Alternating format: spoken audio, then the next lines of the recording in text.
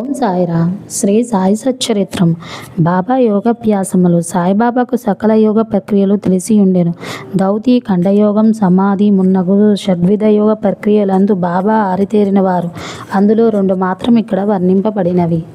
దౌతి. మసీదునకు చాలా దూరమున ఒక మర్రి చెట్టు కలదు. అక్కడ ఒక బావి కలదు. ప్రతి 3 రోజులకొకసారి బాబా అచ్చటకు పోయి మృక ప్రక్షాళనము స్నానము చేయుచుండెను.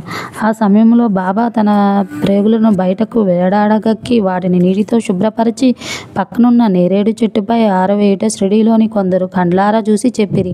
మామూలుగా దౌతి అనగా 3 అంగుళముల వెడల్పు, 22.5 అడుగుల పొడవు గల గుడ్డను మిరింగి కడుపులో అరగంట వరకు నుండనిచ్చి పిమ్మట తీసెదరు. కానీ బాబా చేసిన దౌతి చాలా విశిష్టము, అసాధారణమైనది.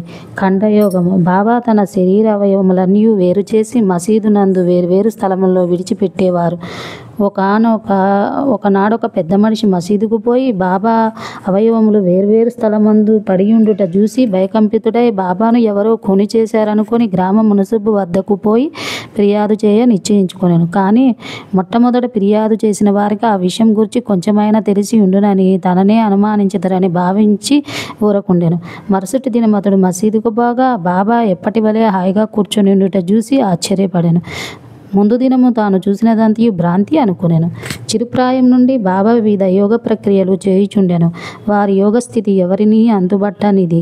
రోగుల వద్ద నుంచి డబ్బు పుచ్చుకొనగా ఉచితముగా చికిత్స చేయుచుండిరి.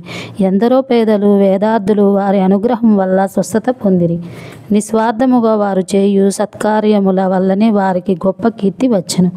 బాబా తన సొంతము కొరకు ఏమీ చేయక ఇతరుల మేలు కొరకే ఎల్లప్పుడూ పాటుపడేవారు. ఒక్కొక్కప్పుడు ఇతరుల వ్యాధిని తమపై వేసుకొని ఆ బాధను తననుభవించేవారు. 1910వ సంవత్సరము ఘనత్రయోదశి నాడు అనగా దీపావళి పండుగ ముందు రోజున బాబా దుని వద్ద కూర్చుండి చలి కాచుకొనుచు దునిలో కట్టెలు వేయుచుండెను. దుని బాగుగా మండుచుండెను. కొంతసేపు అయిన తర్వాత హఠాత్తుగా కట్టెలకు మారు తన చేతిని దునిలో పెట్టి నిశ్చలముగా ఉండిపోయిరి. మంటలకు చేయి కాలిపోయెను. మాధవుడు అనే నౌకరును మాధవరావు దేశపాండెయు దీన్ని చూసి వెంటనే బాబా వైపుకు పరుగులిడిరి. మాధవరావు దేశపాండే బాబా నడుం పట్టుకొని బలముగా వెనుకకు లాగెను. దేవా, ఇట్లేలా చేసితివని బాబాను అడిగిరి. మరేదో లోకంలో ఉండినట్లుండిన బాబా బాయిశృతి తెచ్చుకొని ఇక్కడకు బాబా చాలా దూరంలో ఒక కుమ్మరి స్త్రీ తన బిడ్డను ఒడిలో నుంచుకొని కొలిమి నూదుచుండెను. అంతలో ఆమె భర్త పిలిచెను. తన ఒడిలో బిడ్డయున్న సంగతి మరచి ఆమె తొందరగా లేచెను. బిడ్డ మండుచున్న కొలిమిలో పడెను. వెంటనే నా చేతిని కొలిమిలోనికి దూర్చి ఆ బిడ్డను రక్షించితిని. నా చేయి కాలితే కాలింది, అది నాకంత బాధాకరము కాదు.